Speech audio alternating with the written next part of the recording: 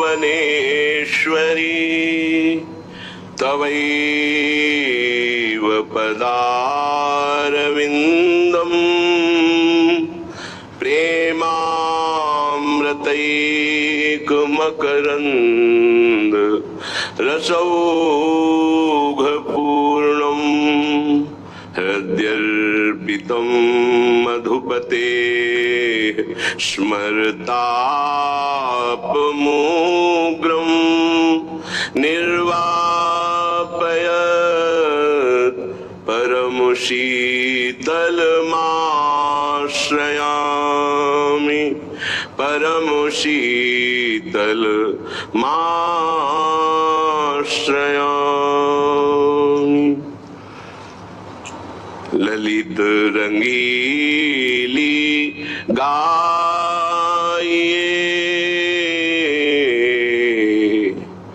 रंगीली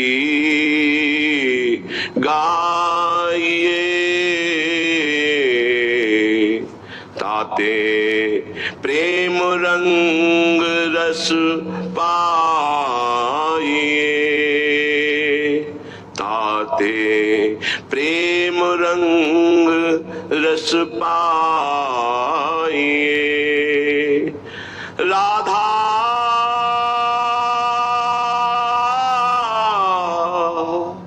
गोरी मोहनी नवल किशोरी भाम नित्य विहारिणी लाड़िली अलबेली वरबाम श्यामा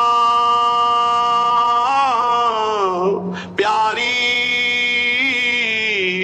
भावती नागरी परम उदार वृंदा विपिन विनोदिनी कुंजन मणि सुकुमार मृगनयनी गजगामिनी पिकुबैनी नवबाल अति सुंदर मृदुहासिनी चंचल नयन विशाल कुंज कामिनी भामिनी छविदामिनी अनूप पियहि मोद प्रकाशनी चंद बदन रस रूप रसिक रंगीली रंग भरी रही लाल उर्पूरी पियहि लड़ावन सुख लड़ी प्रीतम जीवन मूरी मन हरनी मेरी स्वामिनी मन हरनी सुठी सोहनी नवल छबीली भांति वृंदावन जगमग रहो अंगन की छवि कांति कुंज विलासिनी दुल्हिनी आनंद रूप निधान सखियन मोद बढ़ावनी पिय प्राणन के प्राण हित ध्रुव ये नामावली जो करी है उर्माल ताके ही दिन ही बसे नेही मोहन लाल ललित रंगीली गाइए ताते प्रेम रंग रस पाइए। प्रभु को आज तक किसी ने भी प्राप्त किया है तो प्रेम से प्राप्त किया है। अगर किसी को मोक्ष प्राप्त हुआ है तो प्रेम से ही। आत्मरति, रति कहते हैं प्रेम को। ज्ञानी को अभेद आत्मरति प्राप्त होती है और भक्त को अभेद होते हुए भी भेद प्रेम रति प्राप्त होती है।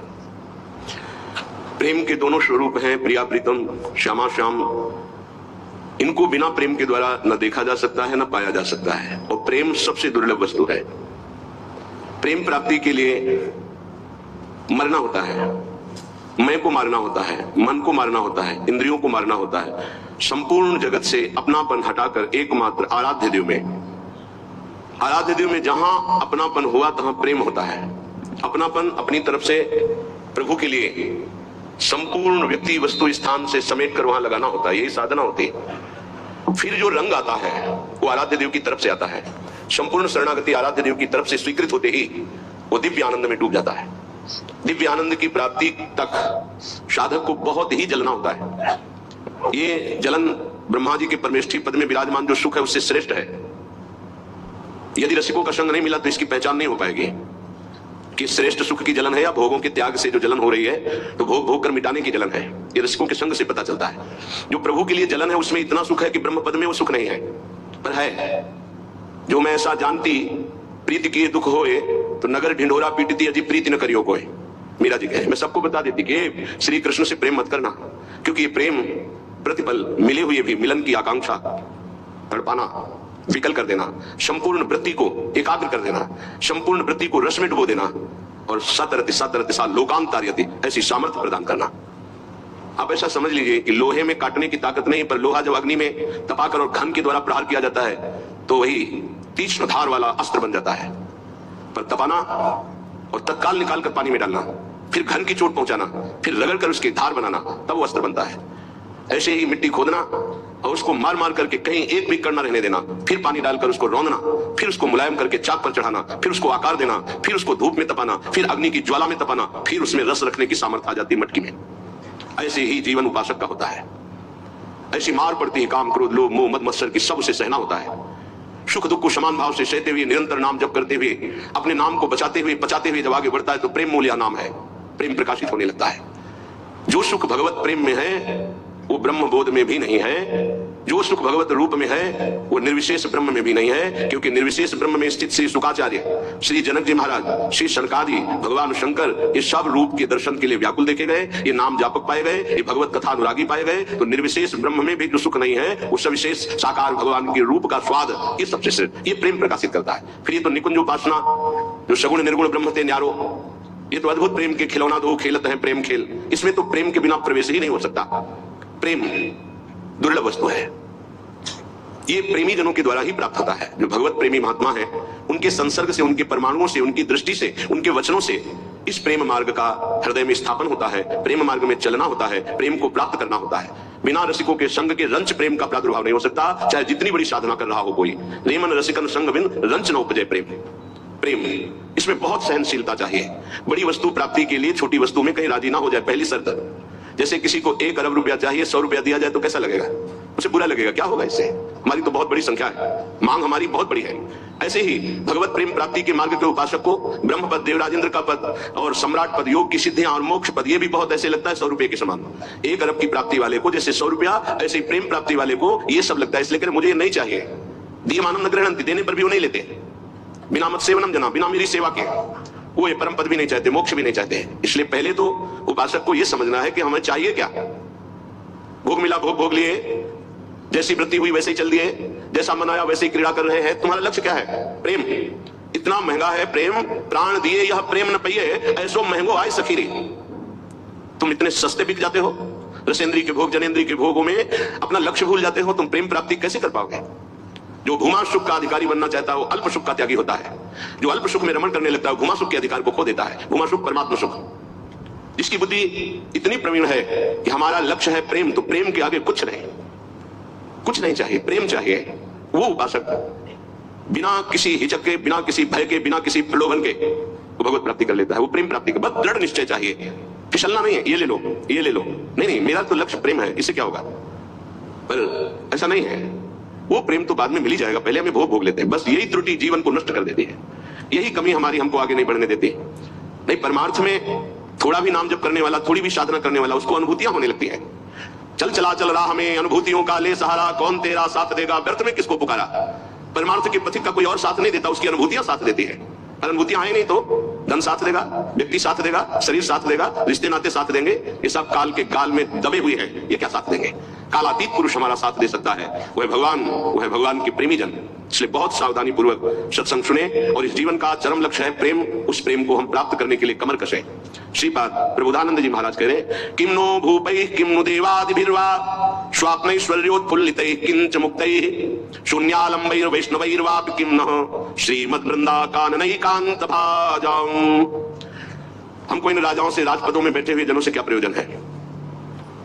क्या ये संतों के पास नहीं जा सकते? क्या इनका अधिकार भगवत प्राप्ति नहीं? नहीं, इनके मन में भगवत प्राप्ति की कहीं किंचन मात्र लालसा नहीं। पद और प्रतिष्ठा, भोग और ऐश्वर्य, नाम और कीर्ति, बस इतना ही लक्ष्य है।